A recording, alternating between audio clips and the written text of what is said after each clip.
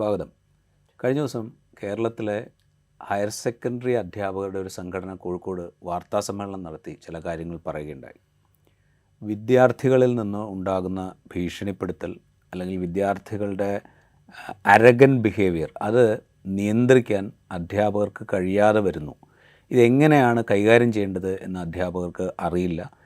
ഇങ്ങനെ വലിയ ഭീഷണികൾ അധ്യാപകർ നേരിടേണ്ടി വരുന്നു. ചിലപ്പോൾ അധ്യാപകർക്ക് നേരെ വിദ്യാർത്ഥികളുടെ ഭാഗത്തു നിന്ന് കയ്യാങ്കളി വരെ ഉണ്ടാകുന്നു എന്ന് ഈ സംഘടന വാർത്താസമ്മേളനം നടത്തി പറയുകയുണ്ടായി. അവർ ചില ഉദാഹരണങ്ങളും പറഞ്ഞു. വിദ്യാർത്ഥി പ്രിൻസിപ്പലിനെ ഭീഷണിപ്പെടുന്ന, ഹയർ സെക്കൻഡറി +2 പഠിക്കുന്ന ഒരു വിദ്യാർത്ഥി പ്രിൻസിപ്പലിനെ ഭീഷണിപ്പെടുത്തുന്നു, പ്രിൻസിപ്പലിനോട് തട്ടിക്കയറുന്നു. അപ്പോൾ ഇത് തടയാനോ അല്ലെങ്കിൽ വിദ്യാർത്ഥിയെ ശാന്തനാക്കാനോ ശ്രമിച്ച അധ്യാപകനെ ഈ വിദ്യാർത്ഥി കൈകാര്യം ചെയ്യുന്നു. ഇതൊക്കെ നടക്കുന്നു.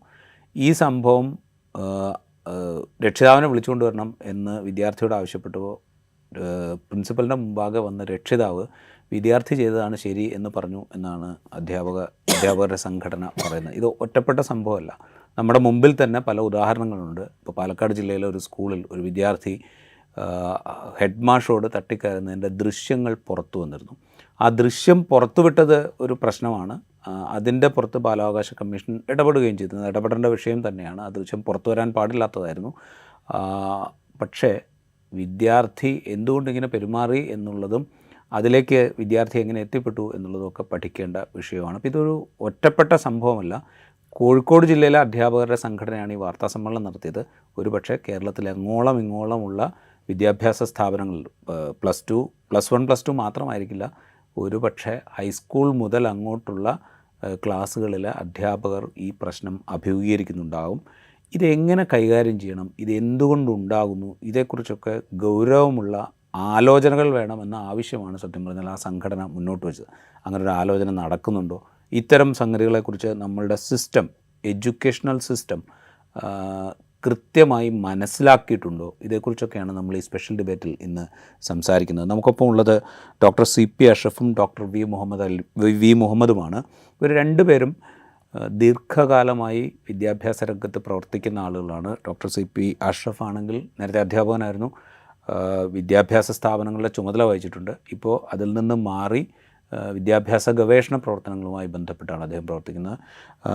ഡോക്ടർ വി മുഹമ്മദ്, അദ്ദേഹം മാവൂർ ഗവൺമെൻറ് ഹയർ സെക്കൻഡറി സ്കൂളിലെ അധ്യാപകനാണ്, ഒപ്പം സൈക്കോളജിസ്റ്റ് കൂടിയാണ്. സ്കൂളിൽ വിദ്യാർത്ഥികളെ കൗൺസിലിംഗ് ചെയ്യുമ്പോൾ കിട്ടുന്ന അനുഭവ പരിചയം കൂടി അദ്ദേഹത്തിനുണ്ട് എന്ന് ചുരുക്കം. നമ്മൾ ഈ വിഷയത്തിൽ കടന്ന് ഞാൻ ആദ്യം അഷ്റഫ് മാഷോട് ചോദിക്കാം. ഈ അധ്യാപക സംഘടനയുടെ വാർത്താ സമ്മേളനം കണ്ടപ്പോൾ ആദ്യം എനിക്കുണ്ടായ, എൻ്റെ വിവരങ്ങൾ കണ്ടപ്പോൾ ആദ്യം എനിക്കുണ്ടായൊരു സന്ദേഹം, ഇത് ഇത്രമാത്രം വ്യാപകമായൊരു സംഗതിയാണ്, ഇവർ അവിടെ ഇവിടെയൊക്കെ നടന്നൊരു സംഭവം എടുത്തു വെച്ചുകൊണ്ട് ഇത് വലിയ സംഭവമായിട്ട് അവതരിപ്പിക്കുകയല്ലേ എന്നാണ് എനിക്ക് ആദ്യം ഉണ്ടായ സംശയം. അത് കഴിഞ്ഞിട്ട് ഞാൻ ഹിന്ദുവിൽ ഇത് റിപ്പോർട്ട് ചെയ്ത എൻ്റെ ഒരു കൊളീഗിനോട് ഞാൻ ചോദിച്ചു, ജയന്ത് എന്നാണ് ഹിന്ദുവിൽ റിപ്പോർട്ടർ പേര്, ജയന്തിനോട് ചോദിച്ചു, ഇത് അവർ റിപ്പോർട്ട് ചെയ്ത സംഗതി വെച്ചുകൊണ്ട് നീ വലിയൊരു സ്റ്റോറി എഴുതിയിരുന്നല്ലോ, ഇത് ആ സ്റ്റോറി ആക്കാൻ മാത്രമുള്ള വിഷയം ഉണ്ടായിരുന്നു എന്ന് ചോദിച്ചു.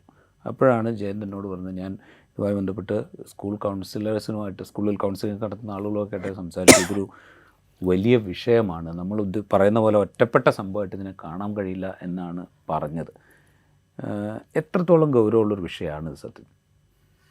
ഓക്കെ സാർ, അതിൽ ഗൗരവം ഉള്ളതുകൊണ്ട് തന്നെ ആയിരിക്കുമല്ലോ അവരിതൊരു പബ്ലിക്കിൽ വന്നിട്ട് ഇത് പറയുന്നത്. ആ പറച്ചിലൊരു തരം നിസ്സഹായാവസ്ഥ കൂടെയുണ്ട്. നമ്മൾ മനസ്സിലാക്കേണ്ട ഒരു സംഗതി എനിക്ക് തോന്നുന്നത്, ഡിജിറ്റൽ ഇൻമേറ്റ്സ് ആയ അല്ലെങ്കിൽ ഡിജിറ്റൽ ലോകത്തേക്ക് പറന്നു വീണ് അതിൽ തന്നെ വളർന്നു വന്ന ലോക ചരിത്രത്തിലെ ആദ്യത്തെ തലമുറയാണ് ജനറേഷൻ ആൽഫ. 2010 ശേഷം ജനിച്ച കുട്ടികൾ, അവരുടെ കേസാണ് ഇപ്പോൾ നമ്മൾ ചർച്ച ചെയ്യുന്നത്. ഈ 2010 ശേഷം ജനറേഷന് ഒരുപാട് പ്രത്യേകതകളുണ്ട്. അവരുടെ ബ്രെയിൻ ഫങ്ഷനിങ് പ്രത്യേകതയുണ്ട്, അവരുടെ ലേണിംഗ് സ്റ്റൈലിന് പ്രത്യേകതയുണ്ട്, അവരുടെ സോഷ്യൽ പെർസെപ്ഷനിൽ ഒരുപാട് വ്യത്യാസങ്ങളുണ്ട്. അപ്പോൾ അങ്ങനത്തെ ഒരു തലമുറയെ വളർത്തിയെടുക്കുന്നതിൽ അല്ലെങ്കിൽ അവരെ പഠിപ്പിക്കുന്നതിൽ, അവരെ കൈകാര്യം ചെയ്യുന്നതിൽ നമ്മൾ 2 ഇൻസ്റ്റിറ്റ്യൂഷനുകൾ പരാജയപ്പെട്ടിട്ടുണ്ടോ എന്നുള്ളത് നോക്കേണ്ടതുണ്ട്. ചരിത്രത്തിൽ കാലത്തെ അതിജയിച്ച 2 ഇൻസ്റ്റിറ്റ്യൂഷനാണ് ഫാമിലിയും സ്കൂളിങ്ങും എഡ്യൂക്കേഷനും. ഇത് രണ്ട് സാമൂഹ്യ സ്ഥാപനങ്ങളാണ്. ഈ 2 സാമൂഹ്യ സ്ഥാപനങ്ങളുടെ പ്രൊഡക്റ്റാണ് ശരിക്കും കുട്ടി. ഈ സാമൂഹ്യ സ്ഥാപനങ്ങൾ അല്ലെങ്കിൽ ഈ സോഷ്യൽ ഇൻസ്റ്റിറ്റ്യൂഷൻസ് ഈ ജനറേഷൻ ആൽഫയെ പഠിച്ചിട്ടുണ്ടോ, അല്ലെങ്കിൽ ഈ ജനറേഷൻ ആൽഫയെ കൈകാര്യം ചെയ്യാനുള്ള പരിശീലനവും പക്വതയും പാകതയും ഇവിടെ ഉണ്ടായിട്ടുണ്ടോ എന്നുള്ളത് നമ്മൾ ആദ്യം അന്വേഷിക്കണം. എനിക്ക് തോന്നിയൊരു സംഗതി, എഡ്യൂക്കേഷൻ എന്ന് പറയുമ്പോൾ പ്രധാനമായിട്ട് 3 കാര്യങ്ങൾ വരുന്നത്. ഒന്ന് ടെക്സ്റ്റ്, മറ്റൊന്ന് കോണ്ടെക്സ്റ്റ്, മറ്റൊന്ന് ടീച്ചർ. ഇതിലിപ്പോൾ നമ്മൾ ടെക്സ്റ്റ് അങ്ങ് മാറ്റി വെക്കുക. ടെക്സ്റ്റ് കാലോചിതമല്ല നമുക്കൊക്കെ അറിയാം. എപ്പോഴും ഉണ്ടാക്കിയ കരിക്കുലവും അതിൻ്റെ ഭാഗമായിട്ട് വന്ന സിലബസൊക്കെ ആയിരിക്കും വരുന്നുണ്ടാവുക. ഈ കോണ്ടെക്സ്റ്റും പിന്നെ അതേപോലെ ടീച്ചറും എന്നുള്ളൊരു സംഗതിയുണ്ട്.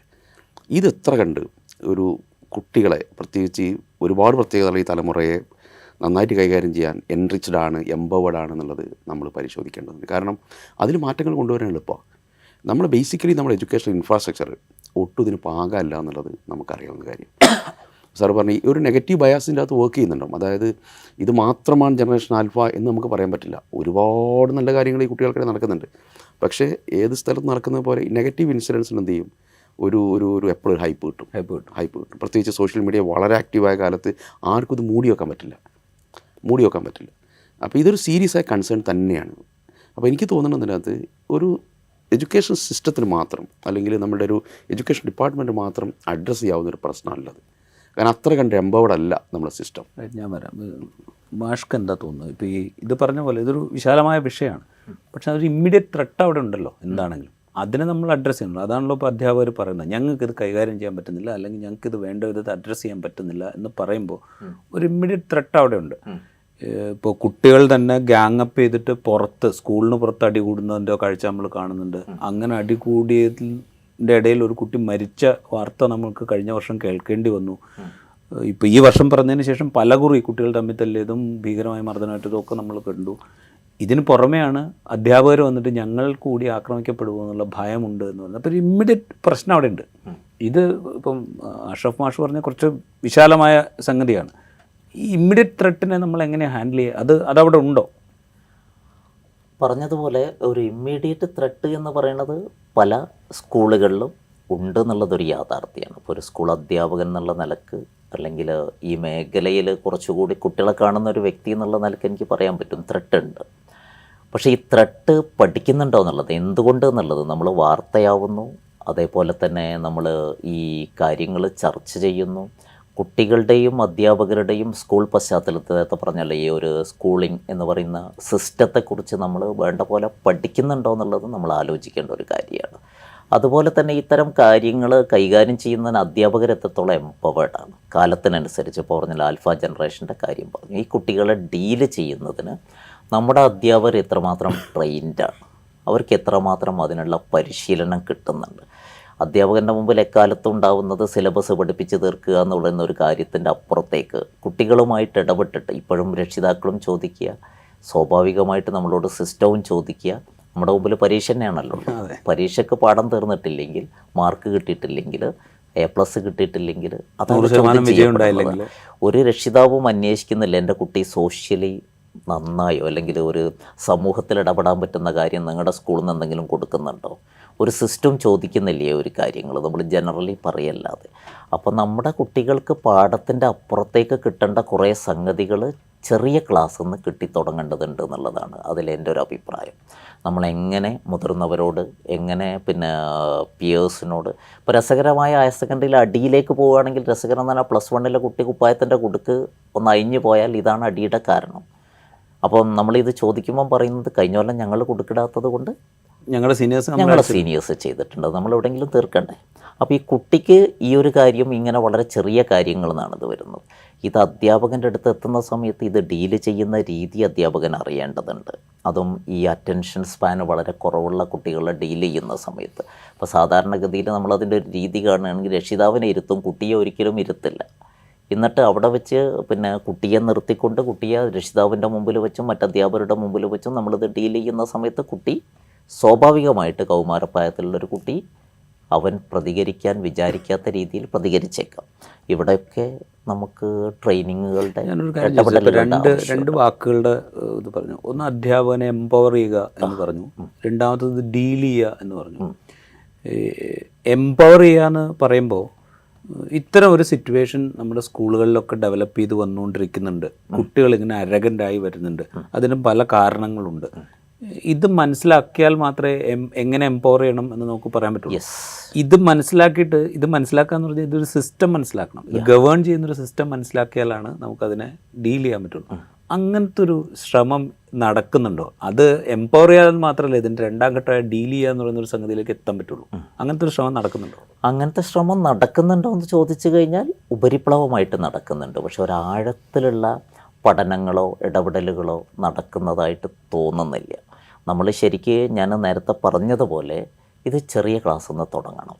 നമുക്കിപ്പോൾ ഒരു പ്രൈമറി തലത്തിൽ നിന്ന് തുടങ്ങണം. നമ്മളെങ്ങനെയാണ് ഒരു കുറേ സ്കില്ലുകളുണ്ടല്ലോ, സോഷ്യൽ സ്കില്ല്, കമ്മ്യൂണിക്കേഷൻ സ്കില്ല്, ഇമോഷൻ്റെ സ്കില്ല്. അപ്പോൾ ഇമോഷൻ മാനേജ്മെൻറ്റ് സ്കില്ല് പോലുള്ള കാര്യങ്ങൾ കുട്ടികളെ പഠിപ്പിച്ചു കൊടുക്കണം. അത് വീട്ടിൽ നിന്ന് ഇന്നത്തെ കാലത്ത് കിട്ടുന്നില്ല. പഴയ കാലത്ത് നമുക്കൊക്കെ പിന്നെ വീട്ടിൽ നിന്ന് ചില ശിക്ഷകളും അച്ചടക്കവും ഒക്കെ കിട്ടിയിട്ട് കുട്ടികളത് വരാറുണ്ടായിരുന്നു. അപ്പോൾ ഇവിടെ നിന്നും ശിക്ഷ കിട്ടാത്ത ഒരു കുട്ടി സ്കൂളിലെത്തുന്ന സമയത്ത് അധ്യാപകൻ ചോദ്യം ചെയ്യുന്ന സമയത്ത് കുട്ടിക്കത് ഉൾക്കൊള്ളാൻ പറ്റുന്നില്ല. അപ്പോൾ ശിക്ഷ കൊടുക്കണം എന്നുള്ളതല്ല, പക്ഷെ അത് മറ്റ് രീതിയിൽ നമുക്ക് കൗൺസിലിങ്ങിൻ്റെ സാധ്യതകൾ, അതേപോലെ തന്നെ നമുക്ക് ഈ രീതിയിലുള്ള ഒരു എന്താ പറയുക സൈക്കോളജിക്കൽ ഇൻ്റർവെൻഷൻ്റെ സാധ്യതകളൊക്കെ അധ്യാപകരിലേക്ക് എത്തേണ്ടത്. ഞാൻ മനസ്സിലാക്കുന്നോളം ബി എഡിന് നമ്മൾ സൈക്കോളജി പഠിക്കുന്നുണ്ട്, പക്ഷെ അത് ബി എഡ് പാസ്സാവാനാണ്. അതെ. മാത്രമല്ല അത് പഴയ കാലത്തുള്ള, ഇപ്പോഴും നമ്മൾ ക്ലാസിക്കൽ കണ്ടീഷനിങ്ങും കാര്യങ്ങളും ഒക്കെ പഠിക്കുന്നുണ്ട് എന്നല്ലാതെ പുതിയ കാലത്തുള്ള ആളുകൾ, നേരത്തെ പറഞ്ഞല്ലോ ഡിജിറ്റൽ ഇൻമേറ്റ്സ് എന്നൊരു വാക്ക് ഉപയോഗിച്ചല്ലോ. അപ്പോൾ ഇവരെ നമ്മൾ ഡീല് ചെയ്യാൻ നമ്മൾ പഠിക്കേണ്ടതുണ്ട്, പുതുതായിട്ട് ട്രെയിനിങ് കിട്ടേണ്ടതുണ്ട്, അധ്യാപകർ എംപവേർഡ് ആവേണ്ടതുണ്ട്.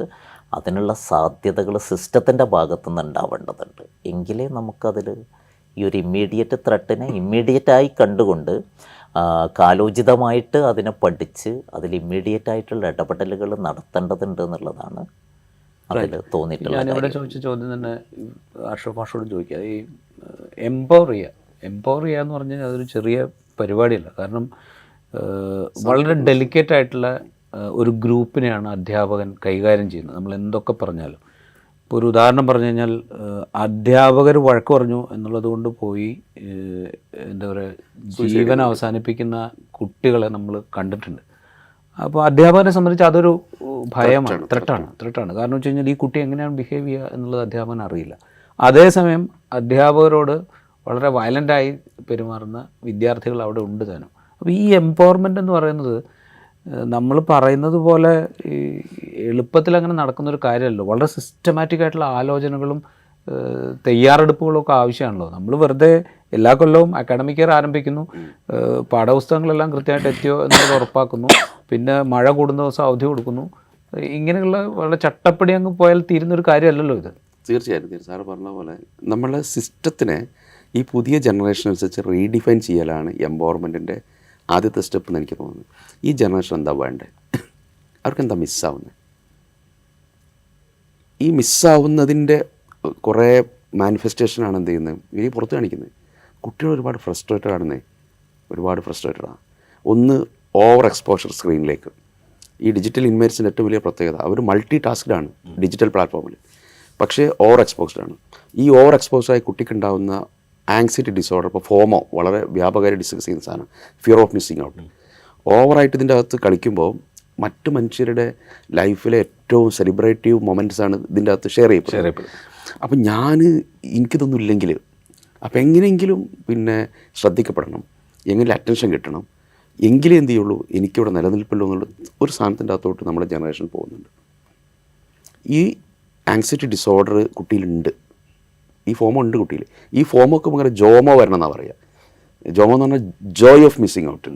ഇപ്പോൾ ഒരു ദിവസം പിന്നെ ഇൻസ്റ്റഗ്രാം നോക്കിയില്ലെങ്കിൽ അതിൽ ഹാപ്പി ആവുക. അപ്പോൾ ഒരു 4ാം ക്ലാസ്സിൽ പഠിക്കുന്ന കുട്ടിക്ക് ഇപ്പോൾ ഇൻസ്റ്റാഗ്രാം അക്കൗണ്ട് ഉണ്ട്. അത് എന്തിനാണെന്ന് ചോദിച്ചാൽ എല്ലാവർക്കും ഉണ്ട്. അപ്പോൾ എനിക്കും വേണ്ടേ? അപ്പോൾ ഇതില്ലാത്തതിൽ സന്തോഷം കണ്ടെത്താൻ, മൈൻഡ്ഫുൾ ആയിട്ടിരിക്കാൻ, സമൂഹമായിട്ട് ഇൻട്രാക്ട് ചെയ്യാൻ പറ്റുന്നൊരു മാനസികാവസ്ഥ കുട്ടികളിലില്ല. അപ്പോൾ ഈ ഓവർ ആങ്ഷ്യസ് ആയ കുട്ടി കാണിക്കുന്ന ഒരുപാട് പ്രശ്നങ്ങളാണ്. ഇതിന് അഡ്രസ്സ് ചെയ്യേണ്ടത് നേരത്തെ പറഞ്ഞ പോലെ 2 വിഭാഗം പാരൻസാണ്. ഒന്ന് ബയോളജിക്കൽ പാരൻസ്, ഫാമിലിയിലുള്ള പാരൻസ്, 2 സോഷ്യൽ പാരൻസ്, ടീച്ചേഴ്സ്. ഈ 2 സിസ്റ്റവും ഈ ജനറേഷനെ അങ്ങോട്ടും ഇങ്ങോട്ടും വീട്ടിൽ നിന്ന് പറയും ടീച്ചറോട് നിങ്ങളൊന്ന് നോക്കണമെന്ന്, മാഷ് പാരൻസിന് വിളിച്ചിട്ട് പറയുന്നത് നിങ്ങളൊന്ന് ശ്രദ്ധിക്കണം. എന്തായി ശ്രദ്ധിക്കേണ്ടതെന്നുള്ളത് മാത്രം ആർക്കും മനസ്സിലാവുന്നില്ല.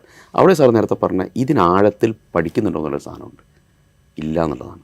നമ്മൾ ഈ സിംറ്റംസിനെ മാത്രം കാണുന്നത്. ഈ സിംറ്റംസ് ഉണ്ടാവാൻ കാരണമാവുന്ന ഒരുപാട് കാര്യങ്ങളുണ്ട്. ഒന്ന് നമ്മളെ ഫാമിലിക്ക് സംഭവിച്ചുകൊണ്ടിരിക്കുന്ന ഒരു പ്രശ്നമുണ്ട്. ഇപ്പോൾ ഒന്ന് സിംഗിൾ പാരൻറ്റിങ് കൂടിക്കൊണ്ടിരിക്കുന്നുണ്ട്. എന്നുവെച്ചാൽ ഡിവോഴ്സൊക്കെ വളരെ കോമൺ ആയി, സെപ്പറേറ്റഡ് ഫാമിലീസ് എണ്ണം കൂടുന്നു. അപ്പോൾ സ്വാഭാവികമായിട്ടും ഇതിൻ്റെ അകത്തൂടെ വരുന്ന കുട്ടിക്ക് സോഷ്യൽ നോംസോ സോഷ്യൽ ഡിസിപ്ലിനോ അത്ര കണ്ടുണ്ടാവില്ല. ഇന്നത്തെ സാറ് പറഞ്ഞിട്ടുണ്ടല്ലോ, ആദ്യമായിട്ട് അടി കിട്ടുന്ന ചിലപ്പോൾ സ്കൂളിൽ നിന്നായിരിക്കും, അല്ലെങ്കിൽ ശിക്ഷ കിട്ടുന്നത്. ഇതുമായിട്ട് പൊരുത്തപ്പെടാൻ പറ്റുന്നില്ല. ഓവർ പാമ്പേർഡായ കുട്ടികളുടെ എണ്ണം കൂടുന്നുണ്ട്. അമിതമായിട്ട് ലാളന കിട്ടിയാൽ ഏതൊരാളും വഷളാവും.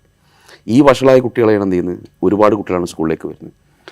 മാത്രമല്ല ഇൻസ്റ്റൻറ്റ് ഗ്രാറ്റിഫിക്കേഷൻ എന്ന സാധനം കുട്ടികൾക്കിടയിൽ കൂടുന്നുണ്ട്. എന്നുവെച്ചാൽ കുറേ കാത്തിരുന്നിട്ട് അങ്ങനെ ഒരു സാധനം നിങ്ങൾക്ക് വേണ്ട, പെട്ടെന്ന് നടക്കണം.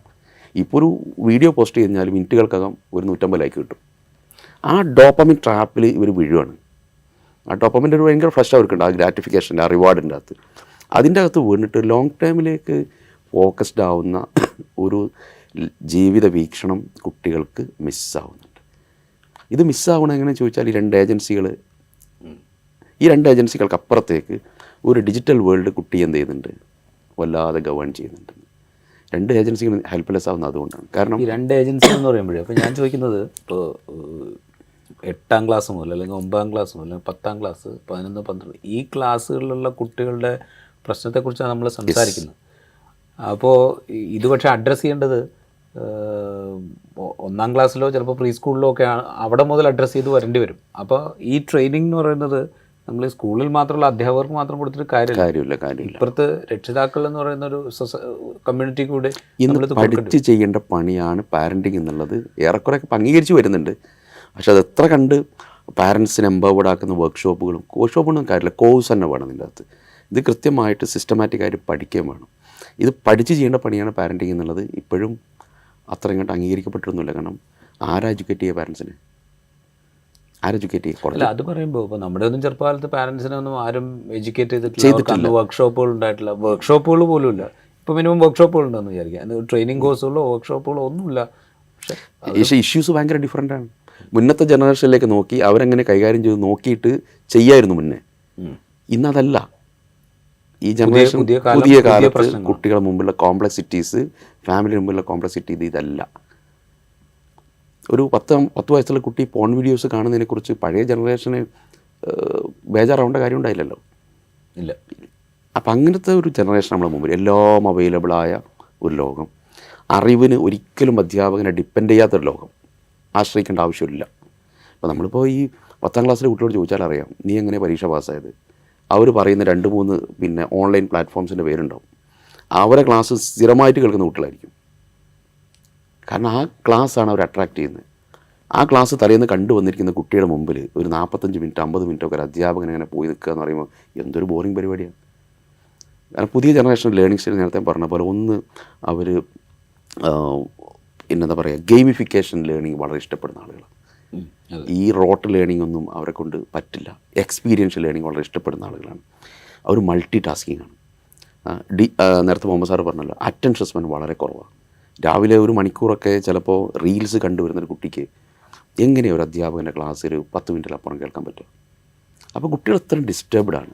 ഈ ഡിസ്റ്റർബ്ഡായ കുട്ടികളെ ആര് കെയർ ചെയ്യുന്നു, ആര് അറ്റൻഡ് ചെയ്യുന്നു? ഈ ഒരു പ്രശ്നമുണ്ട്. അവിടെയാണ് നേരത്തെ സാറ് പറഞ്ഞത് +2-ലൊക്കെ 9 മണിക്ക് തുടങ്ങുന്ന ക്ലാസ് അവസാനിക്കുന്ന എത്ര മണിക്കാണ്? 5 മണിക്കോ 4:30 മണിക്കോ 4:30 കണ്ടിന്യൂസ് ആയിട്ട് കുട്ടി ക്ലാസ്സിലിരിക്കുന്നു. ഇവർ ഫ്രസ്ട്രേറ്റഡ് ആയില്ലെങ്കിലേ അത്ഭുതമുള്ളൂ. അവിടെയാണ് ഇപ്പോൾ ഹൈസ്കൂളിൻ്റെ ക്ലാസ്സിന് കുറച്ചുകൂടെ സമയം കൂട്ടാൻ പോകുന്നു നമ്മൾ.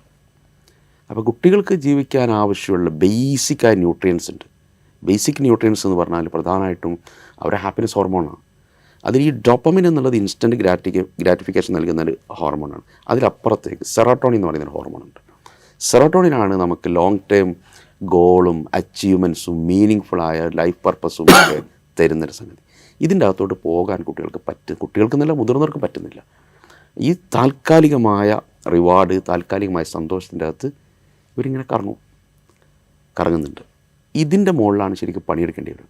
ഇത് പണിയെടുക്കണമെങ്കിൽ ചില ഒരു പക്ഷേ നമുക്ക് അധ്യാപകർക്ക് മാത്രം പറ്റില്ല. സാറ് പറഞ്ഞ പോലെ അധ്യാപകർ അത്ര ട്രെയിൻഡാണോ? അല്ല. ഈ കണ്ട 10,000-കണക്കിന് അധ്യാപകർ ഒറ്റയടിക്ക് ട്രെയിൻ ചെയ്യാന്നുള്ളത് ചിലപ്പോൾ സാധ്യമല്ല. അവിടെ എനിക്ക് തോന്നുന്നത് ഒരു മൾട്ടി ഡിസിപ്ലിനറി അപ്രോച്ച് വെച്ചാൽ ഒരു സിസ്റ്റത്തിനെ കൊണ്ട് മാത്രം അത് പരിഹരിക്കാൻ പറ്റില്ല. നമുക്ക് ഹെൽത്ത് ഡിപ്പാർട്ട്മെൻറ്റ്, സൈക്യാട്രി, അങ്ങനെ ഒരുപാട് ആളുകളുടെ ഒരു എന്താ പറയുക, ഒരു കളക്റ്റീവ് എഫേർട്ട് ഇതിനകത്തോട്ട് വരേണ്ടതുണ്ട്. പല വിദേശ രാജ്യങ്ങളിലും എഡ്യൂക്കേഷൻ ഡിപ്പാർട്ട്മെൻറ്റ് അങ്ങനെ തന്നെയാണ് വർക്ക് ചെയ്യുന്നത്. ഈ കളക്റ്റീവ് എഫേർട്ട് ഇവിടെ വരാത്തത് കൊണ്ട് ഈ പ്രശ്നമുള്ള കുട്ടികൾ പ്രശ്നങ്ങളുമായിട്ട് വളരും. പ്രശ്നങ്ങളുമായിട്ട് വളരും. നേരത്തെ മുഹമ്മദ് സാർ പറഞ്ഞു, താഴെ ക്ലാസ്സിൽ നിന്ന് തന്നെ ഈ നാലാം ക്ലാസ്സിന് മുമ്പ് അതിന് ഒരുവിധം ലക്ഷണങ്ങളൊക്കെ പുറത്തു വരും. അവിടുന്ന് കൃത്യമായിട്ട് അഡ്രസ്സ് ചെയ്യപ്പെട്ടിരുന്നെങ്കിൽ ഒരുപാട് കുട്ടികൾ രക്ഷപ്പെടുത്താൻ പറ്റും. ഈ പ്രശ്നങ്ങളുമായിട്ട് വളർന്ന ഒരു കുട്ടി ഇത് ഏറ്റവും കൂടുതൽ മാനിഫെസ്റ്റ് ചെയ്യുക ടീനേജിലാണ്, പുഷ്പിക്കുന്ന കാലമാണ്.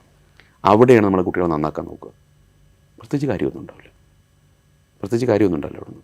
അപ്പോൾ ഒരു സിസ്റ്റത്തെ നമ്മൾ ഒരു പെട്ടെന്നുള്ള പരിഹാരത്തിലപ്പുറം കുറച്ചും കൂടെ ലോങ് ടൈമിലേക്ക് കണ്ട് ഇതിനെ ശരിയാക്കേണ്ടതുണ്ടെന്നാണ് എനിക്ക് തോന്നുന്നത്. ഇപ്പോൾ അഷ്റഫ് മാഷ് പറയുന്നതനുസരിച്ചാണ് ഇപ്പോൾ നമുക്കൊന്നും ചെയ്യാൻ പറ്റില്ല. നമ്മൾ ഇപ്പോൾ കതിരുമേ കൊണ്ട് വളം വയ്ക്കുന്നു എന്നൊക്കെ നമ്മൾ പറയുന്ന പോലെ എന്തെങ്കിലും ചെയ്യാമെന്നുള്ളതല്ലാതെ ഇപ്പോൾ കണ്ടുകൊണ്ടിരിക്കുന്ന ഈ പ്രതിഭാസത്തെ നിയന്ത്രിക്കുക എന്ന് പറയുന്നത് അസാധ്യമായൊരു സംഗതിയാണ്. പിന്നെ ആകെയുള്ളത് കൗൺസിലിംഗ് പോലുള്ള സംഗതികൾ. അപ്പോൾ സാർ ഒരു സൈക്കോളജിസ്റ്റ് കൂടിയാണ്.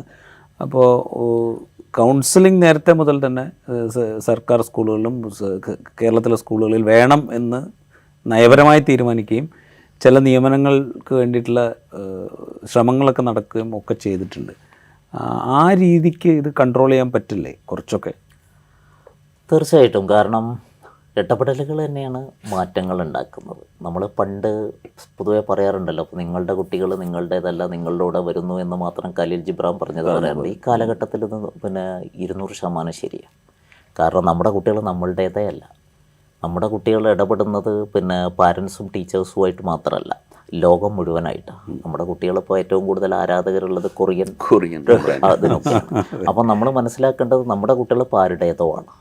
അപ്പോൾ എല്ലാ തലത്തിലും അപ്പോൾ മ്യൂസിക് ബാൻഡിൻ്റെ പേരൊന്നും നമുക്ക് അറിയാനല്ലേ. അപ്പോൾ നമ്മൾ 8ാം ക്ലാസ്സിൽ നിന്ന് 3 കുട്ടികൾ കൊറിയയിലേക്ക് ട്രെയിനിൽ പുറപ്പെട്ട കഥ നമ്മൾ പത്രത്തിൽ വായിച്ചതാണ്.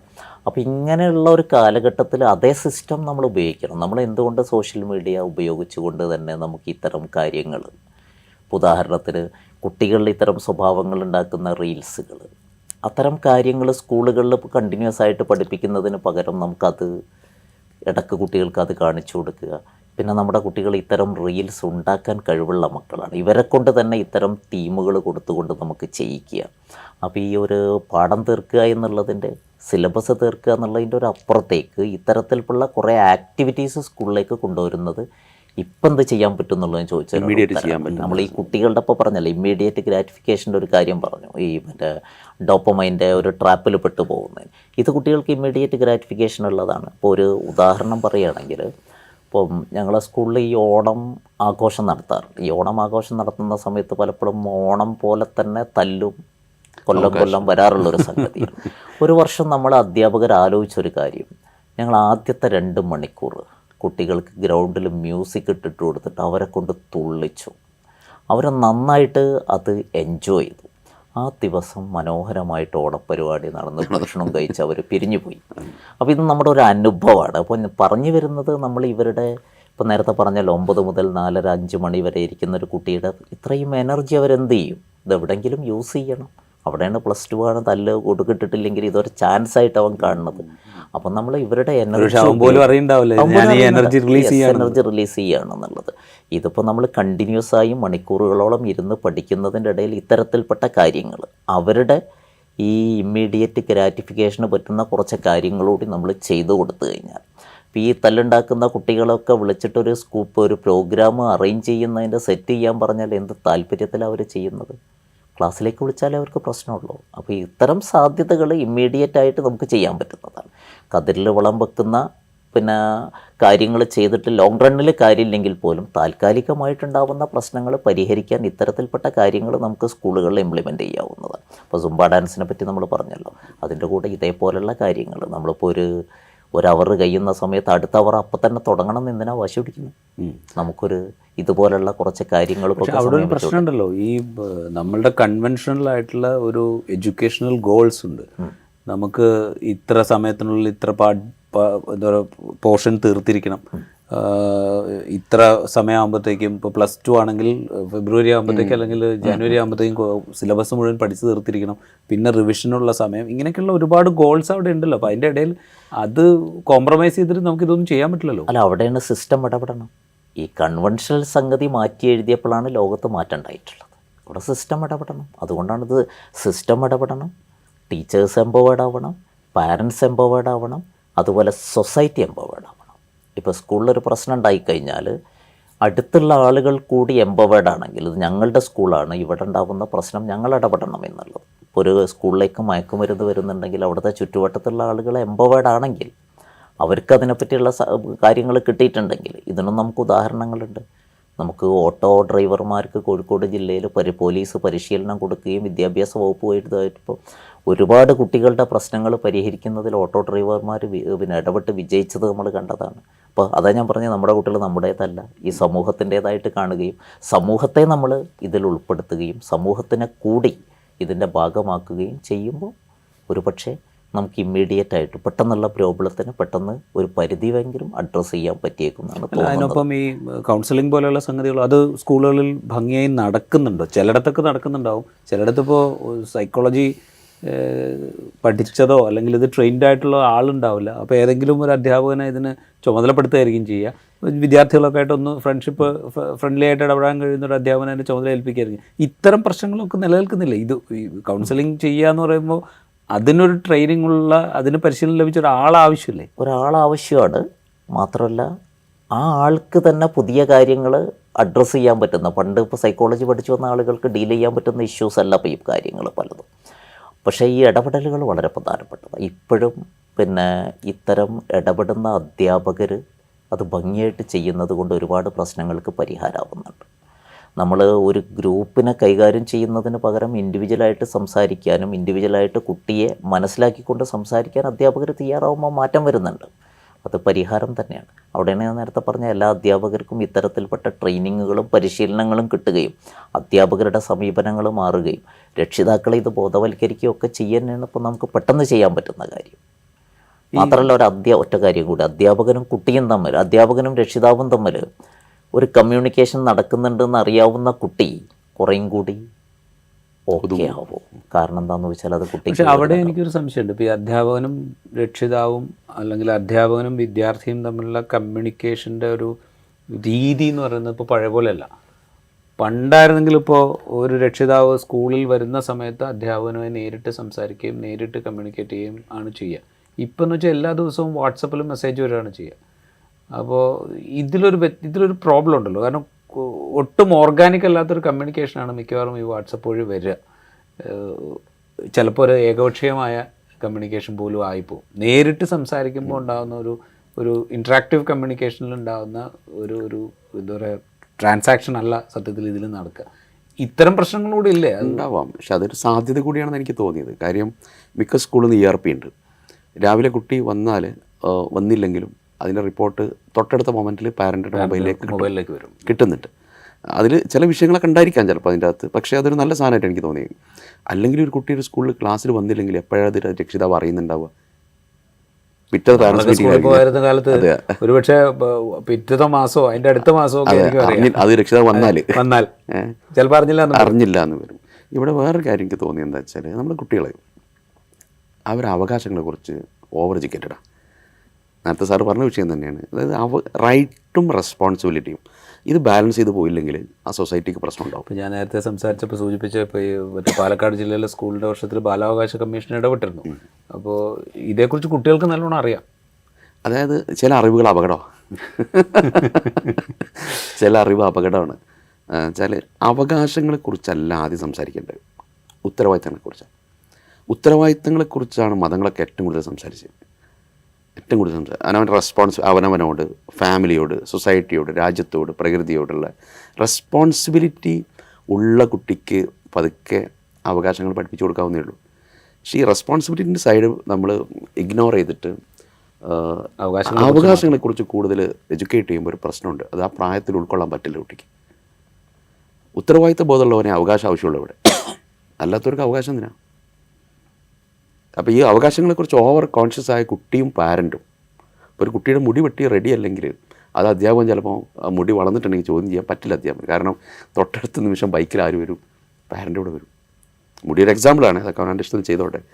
ഇതൊരു വിഷയമുണ്ട്. അതായത് അധ്യാപകൻ ഇങ്ങനൊരു വിഷയം കൈകാര്യം ചെയ്യുമ്പോൾ രക്ഷിതാവ് എവിടെ നിൽക്കുന്നു? അത് ഈ വാർത്താസമ്മേളനത്തിൽ അവർ ചൂണ്ടിക്കാണിച്ചൊരു പ്രധാനപ്പെട്ട കാര്യം അതാണ്. കാരണം വെച്ചാൽ ഇങ്ങനൊരു പ്രശ്നം ഉണ്ടായി, നമ്മൾ ഇടപെടാൻ ശ്രമിച്ചു. അപ്പോൾ രക്ഷിതാവ് വന്നിട്ട് വിദ്യാർത്ഥി ചെയ്തതാണ് ശരിയെന്ന് സ്ഥാപിക്കാനാണ് ശ്രമിച്ചതെന്ന് അധ്യാപകർ ചൂണ്ടിക്കാണിക്കുന്നുണ്ട്. അപ്പോൾ ആ ഒരു പ്രോബ്ലം അവിടെ ഉണ്ട്. ഇതിനെ സബ്ജക്റ്റീവായിട്ടാണ് രക്ഷിതാവ് കാണുന്നത്, മനസ്സിലാക്കുന്നത്. അത് ആര് ശരി ആര് തെറ്റുന്നില്ല, അപ്പുറത്ത് എന്ത് ശരി എന്ത് ശരിയല്ല എന്നുള്ള സാധനമുണ്ട്. What is right and what is wrong. ഈ പെർസ്പെക്റ്റീവിൽ ഈ വിഷയത്തെ കാണാൻ അത് രക്ഷിതാക്കൾക്ക് പറ്റുന്നില്ല. എൻ്റെ കുട്ടി എന്നുള്ളൊരു സാധനം ഉണ്ടല്ലോ, കാക്കക്കൊന്നും കുഞ്ഞു നല്ല പുറപ്പായി. അപ്പം എൻ്റെ കുട്ടി അങ്ങനെ ചെയ്യൂല. കഴിഞ്ഞ തലമുറ നേരെ തിരിച്ചായിരുന്നു. വടി വെട്ടിക്കൊടുത്ത രക്ഷിതാക്കളുണ്ട്, തല്ലിക്കോന്ന് പറഞ്ഞിട്ട്. അത് വേറൊരു എക്സ്ട്രീം കേസാണ്. ഇത് അതല്ല, ഇതെൻ്റെ കുട്ടി അങ്ങനെ ചെയ്യൂലെന്ന്. അപ്പോൾ കുട്ടിക്ക് വേണ്ടിയിട്ട് അമിതമായിട്ട് ന്യായീകരിക്കുന്ന രക്ഷിതാവ് അതിന് മുമ്പിൽ ശരിക്കും അധ്യാപകർ, നല്ല അധ്യാപകർ പോലും പിന്നെ ഒരു മ്യൂട്ടഡാവും, അവർ ആക്ഷൻ എടുക്കാതെയാവും. അങ്ങനെ ഒരു പ്രശ്നം നിലനിൽക്കുന്നുണ്ട് സ്കൂളിൽ. അപ്പോൾ മുഹമ്മദ് സാറിന് കറക്റ്റായിട്ട് അറിയായിരിക്കും അധ്യാപകരുടെ ഈ ഒരു മാനസികാവസ്ഥ. രക്ഷിതാക്കൾ കാണിക്കുന്ന ഈ അമിതമായ താല്പര്യമുണ്ട് പല കാര്യങ്ങളും. പക്ഷേ ഇവിടെ ഒരു പ്രശ്നമുണ്ടല്ലോ, ഇപ്പോൾ നേരത്തെ പറഞ്ഞ പോലെ നമ്മൾ ഈ രക്ഷിതാക്കൾ എന്ന് പറയുന്ന സൊസൈറ്റിയെ കൂടെ എംപവർ ചെയ്യുകയോ അല്ലെങ്കിൽ അവരെ ഇത് പഠിപ്പിക്കുകയോ ഒക്കെ ചെയ്താലല്ലേ അവർക്കിത് മനസ്സിലാവുള്ളൂ. അത് അങ്ങനത്തെ ഒരു പ്രോസസ്സ് അതിൽ സ്കൂളിന് ചെയ്യാൻ ഒരുപാട് കാര്യങ്ങൾ. കാരണം സ്കൂളിംഗ് എന്നുള്ള ഞാൻ നേരത്തെ പറഞ്ഞ റീഡിഫൈൻ ചെയ്യേണ്ട കാലം. സ്കൂളിൽ പോകുന്ന അതേ സ്പീഡിൽ ഫാമിലി വരണം. ഇല്ലെങ്കിൽ കുട്ടിയിൽ അലൈൻമെൻറ്റിൻ്റെ പ്രശ്നം ഉണ്ടാവും. ആ അലൈൻമെൻറ്റ് പ്രശ്നം പഠനത്തിലായിരിക്കും ഉണ്ടാവും, അല്ലെങ്കിൽ ബിഹേവിയറിലും ഉണ്ടാവും. അപ്പോൾ സ്കൂളിംഗ് വിഭാവനം ചെയ്യുന്ന നമ്മൾ കരിക്കുലർ ഗോൾ ഇതെല്ലാം വരുന്നുണ്ട് കേട്ടോ. കുട്ടിയുടെ സ്വഭാവവും പെരുമാറ്റവും കോംപ്രിഹെൻസീവ് ഗ്രോത്തും എല്ലാം വരുന്നുണ്ട്.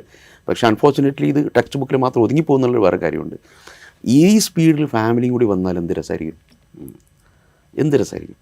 ഓരോ മാസവും രക്ഷിതാക്കൾ അതാത് ക്ലാസ്സിൽ വന്നിരിക്കുന്നു, അതാത് ടീച്ചറും ആ കുട്ടിയെ കൈകാര്യം ചെയ്യാൻ പറ്റിയ അധ്യാപകർ ഇരിക്കുന്നു. ആ മാസത്തെ കാര്യങ്ങളൊന്ന് തുറന്ന് ചർച്ച ചെയ്യുന്നു, ഓപ്പണായിട്ട് ഡിസ്കസ് ചെയ്യുന്നു.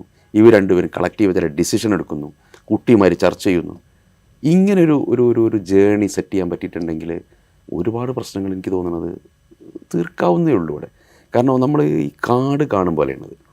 കാട് കാണുമ്പോൾ രസമായിരിക്കും, പക്ഷെ മരം എടുത്ത് നോക്കുമ്പോൾ പ്രശ്നം ഉണ്ടാവും ഇവിടെ. അപ്പോൾ നമ്മൾ ഈ ജനറേഷൻ ഇങ്ങനെ പറയാൻ പറ്റില്ല. ഇതിൽ ഓരോ കുട്ടിയുടെ പ്രശ്നം ഡിഫറെൻ്റ് ആയിരിക്കും. ഓരോ കുട്ടി അനുഭവിക്കുന്ന ക്രൈസിസ് ഡിഫറെൻ്റ് ആയിരിക്കും. ആ കുട്ടി വരുന്ന ബാക്ക്ഗ്രൗണ്ട് ഡിഫറെൻ്റ് ആയിരിക്കും. സോഷ്യൽ സാഹചര്യം ഡിഫറെൻ്റ് ആയിരിക്കും. ഇതിന് ഏറ്റവും ഗ്രാസ് റൂട്ട് തലം എന്ന് പറയുന്ന ക്ലാസ് മുറിയാണ്. ഈ ഗ്രാസ് റൂട്ട് തലത്തിൽ ഇതിനെ അറ്റൻഡ് ചെയ്യണം.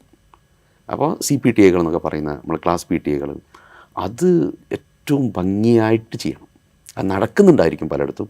ഇത് കുറച്ചുകൂടി എനിക്ക് തോന്നി കുറച്ചുകൂടി ഓർഗനൈസ്ഡായി നടക്കുന്ന പല പ്രൈവറ്റ് സ്കൂളുകളുണ്ട്. പാരൻറ്റിങ് സ്കൂൾ ഭംഗിയായി നടക്കുന്ന സ്കൂളുകളുണ്ട്, കോഴ്സ് ഓഫർ ചെയ്യുന്ന സ്കൂളുകളുണ്ട്. അപ്പോൾ എല്ലാ മാസവും പാരൻസ് വരും, വട്ടത്തിലിരിക്കുക. കുട്ടീനെ കുറിച്ചല്ല സംസാരിക്കുക, കുട്ടി അനുഭവിക്കുന്ന പ്രശ്നങ്ങളെക്കുറിച്ചാണ് സംസാരിക്കുക. പ്രശ്നങ്ങളെക്കുറിച്ച് സംസാരിക്കാമല്ലോ, കുട്ടി കുഴപ്പക്കാരൻ നമ്മൾ പറയുന്നില്ല, കുട്ടി അനുഭവിക്കുന്ന ക്രൈസിസ് എന്താ, ഇതിനെക്കുറിച്ച് ഡിഫറെൻറ്റ് വേയിൽ അതിനെ സമീപിക്കുക. കാരണം നമുക്ക് വേണ്ടത് കുട്ടീനെ കുറ്റപ്പെടുത്തലോ ടീച്ചറെ കുറ്റപ്പെടുത്തലോ ഒന്നുമല്ലല്ലോ, പ്രശ്നത്തിന് പരിഹാരമാണ് വേണ്ടത്. കാരണം ഈ പ്രശ്നം എല്ലാവരെയും ബാധിക്കുന്ന പ്രശ്നമാണ്. കുട്ടീനെ മാത്രം ബാധിക്കുന്നതല്ല, കുടുംബത്തിനെ മാത്രം ബാധിക്കുന്നതല്ല. ഇത് കുട്ടി സമൂഹത്തിൻ്റെ ഭാഗമായതുകൊണ്ട് ഇത് ഒരു സോഷ്യൽ പ്രോബ്ലം.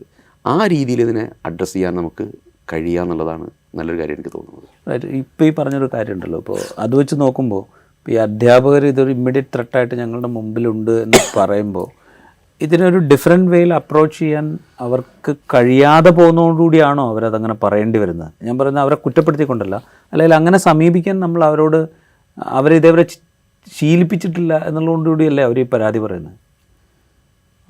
അവിടെ മറ്റൊരു പ്രശ്നം വരുന്നത്, അധ്യാപകനെ സംബന്ധിച്ചിടത്തോളം ഇവിടെ പരിമിതിയുണ്ട്. ഇപ്പോൾ ഒരു CPTA വിളിച്ചാൽ ഈ പ്രശ്നമുള്ളിടത്താണെങ്കിൽ മിക്കവാറും പ്രശ്നമുള്ള കുട്ടികളുടെ രക്ഷിതാക്കൾ അവിടെ ഉണ്ടാവില്ല.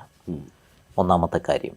കാരണം കുട്ടികളുടെ രക്ഷിതാക്കൾ ഒരു CPTAക്ക് പങ്കെടുക്കണമെന്നുള്ളൊരു സാധാരണ സ്കൂളിൽ, നേരത്തെ പറഞ്ഞ പ്രൈവറ്റ് സ്കൂളുകളിൽ ഓക്കെ, കാരണം അവിടെ രക്ഷിതാക്കൾക്ക് അവർ പൈസ കൊടുത്ത് അവർ മിക്കവാറും കുട്ടീനെ പറ്റിയും സ്കൂളിനെ പറ്റിയൊക്കെ അറിയാൻ ആഗ്രഹമുള്ളവരാണ്.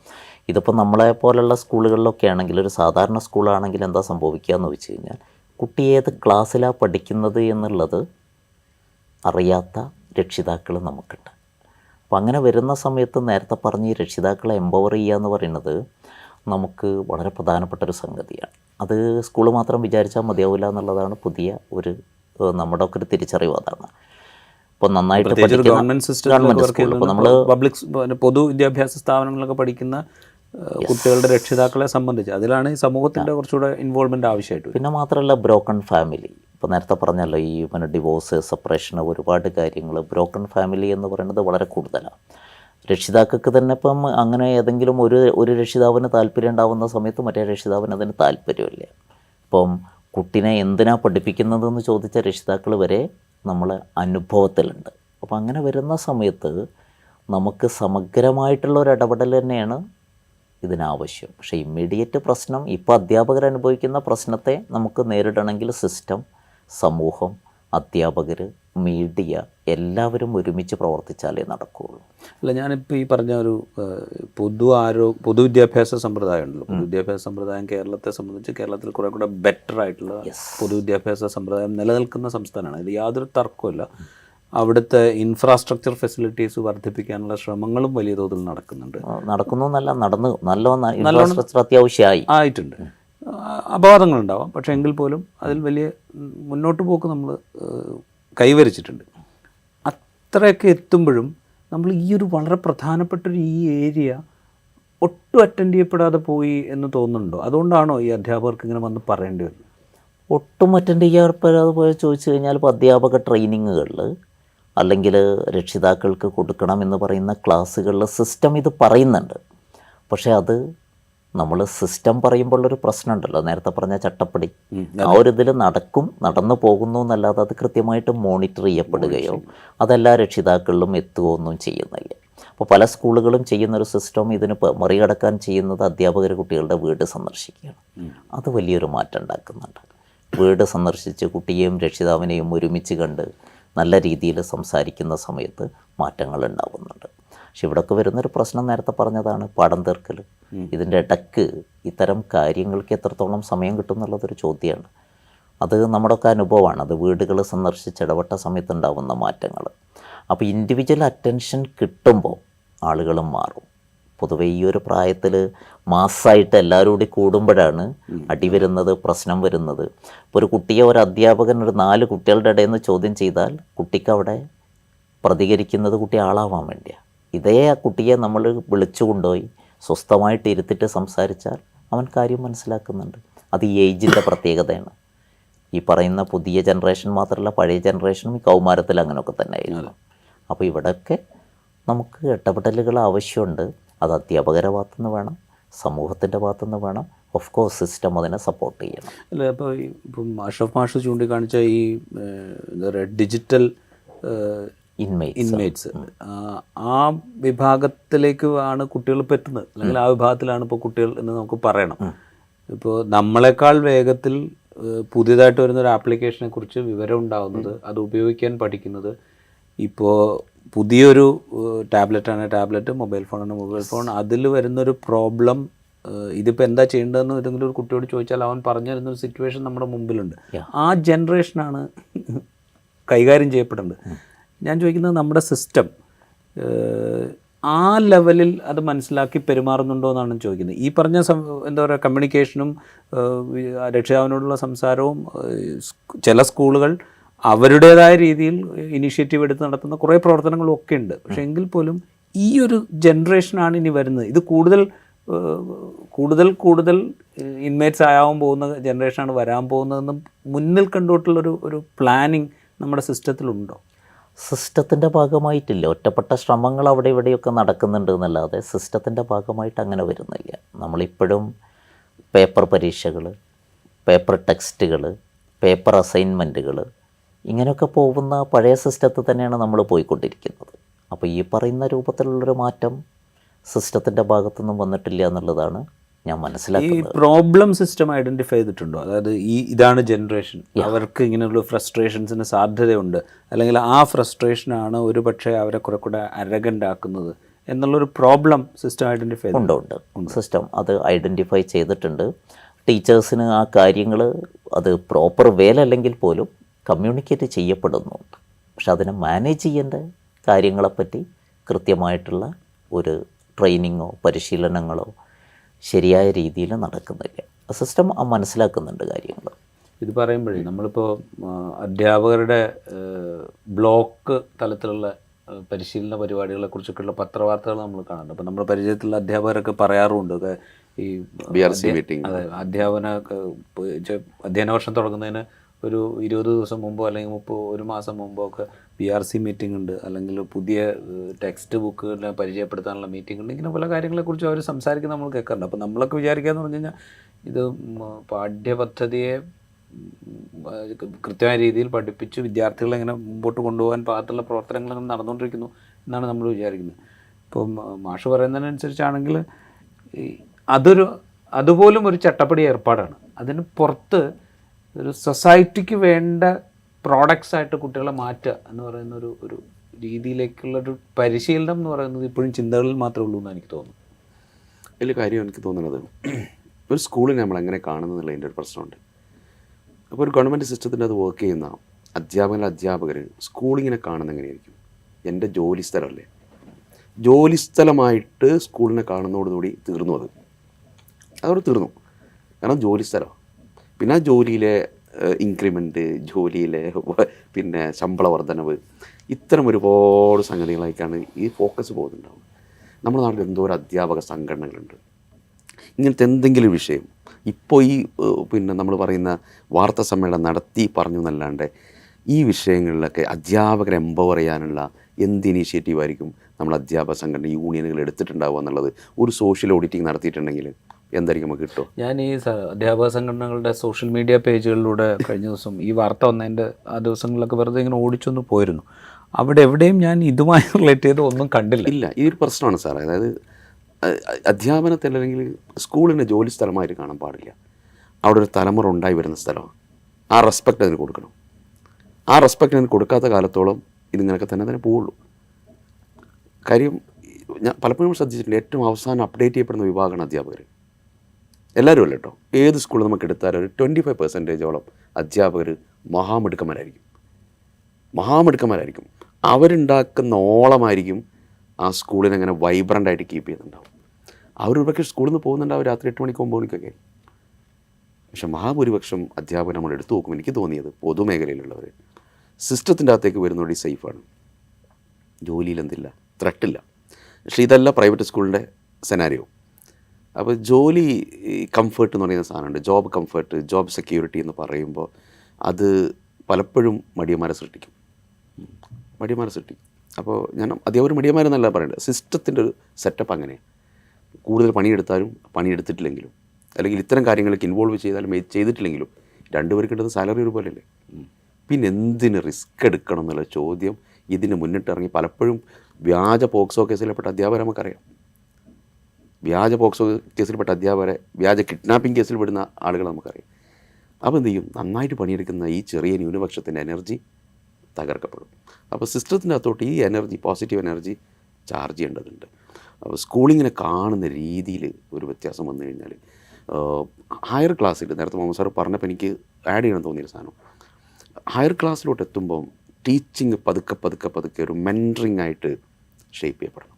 ഹൈസ്കൂളിൽ എത്തുന്നതോടെ ഒരു മെൻറ്ററിങ്ങിൻ്റെ അകത്തോട്ട് ഇത് മാറിക്കഴിഞ്ഞാൽ ഓരോ കുട്ടിയെയും നമുക്ക് കൃത്യമായിട്ട് അറിയാനും സാധ്യതകളെ മനസ്സിലാക്കാനും 10ാം ക്ലാസ് കഴിഞ്ഞ് പോകുമ്പോൾ ഞാൻ എന്താ ഇനി ചെയ്യേണ്ടതെന്നുള്ളതിൻ്റെ ചെറിയൊരു ബോധമെങ്കിലും കുട്ടിക്ക് കൊടുക്കാൻ പറ്റും.